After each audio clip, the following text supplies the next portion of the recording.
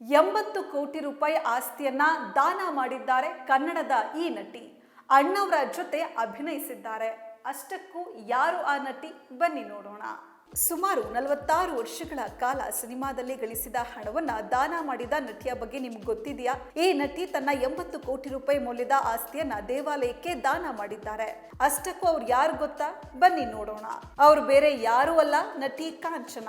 ಇವರು 1960-70ರ ದಶಕದ ದಕ್ಷಿಣ ಭಾರತದ ಪ್ರಸಿದ್ಧ ನಟಿಯಾಗಿದ್ದು, ಕನ್ನಡದಲ್ಲಿ ಡಾಕ್ಟರ್ ರಾಜ್ಕುಮಾರ್ ಅವರೊಂದಿಗೆ ಬಬ್ರು ವಾಹನ, ಶಂಕರ್ ಗುರು ಮತ್ತು ನಾನೊಬ್ಬ ಕಳ್ಳ ಹೀಗೆ ಮುಂತಾದ ಜನಪ್ರಿಯ ಚಿತ್ರಗಳಲ್ಲಿ ನಟಿಸಿದ್ದಾರೆ.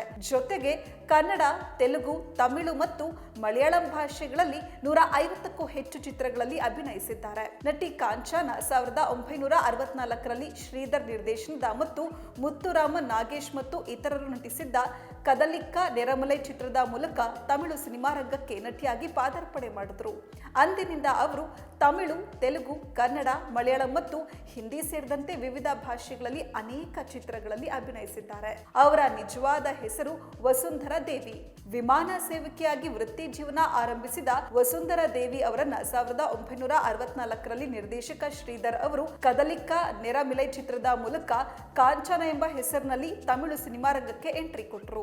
1964ರಲ್ಲಿ ಆ ಚಿತ್ರ ಬಿಡುಗಡೆಯಾದ ನಂತರ ಅವರಿಗೆ ತಮಿಳು, ತೆಲುಗು ಮತ್ತು ಕನ್ನಡ ಭಾಷೆಗಳಲ್ಲಿ ಹಲವಾರು ಚಿತ್ರಗಳಿಗೆ ಆಫರ್ಗಳು ಬಂದವು.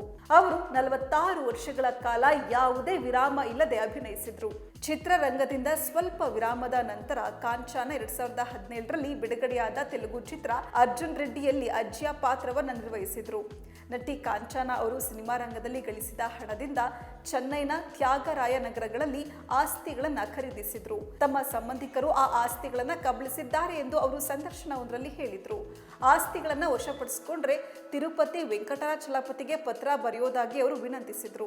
ವಿವಿಧ ಹಂತದ ಹೋರಾಟದ ನಂತರ ಕಾಂಚನ ನ್ಯಾಯಾಲಯದ ಪ್ರಕರಣವನ್ನು ಗೆದ್ದು ಎಲ್ಲ ಆಸ್ತಿಗಳನ್ನು ಪಡೆದ್ರು. ಪರಿಣಾಮವಾಗಿ ಕಾಂಚನ ಅವರು 80 ಕೋಟಿ ರೂಪಾಯಿ ಮೌಲ್ಯದ ಆಸ್ತಿಯನ್ನ 7 ಮಲೆಗೆ ಬರೆದುಕೊಟ್ಟಿರೋದಾಗಿ ಹೇಳಿದ್ರು.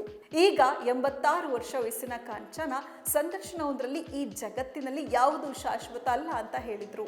ಅವರು ಪ್ರಸ್ತುತ ಬೆಂಗಳೂರಿನಲ್ಲಿ ವಾಸ ಮಾಡ್ತಾ ಇದ್ದಾರೆ ಅಂತ ಹೇಳಲಾಗುತ್ತೆ.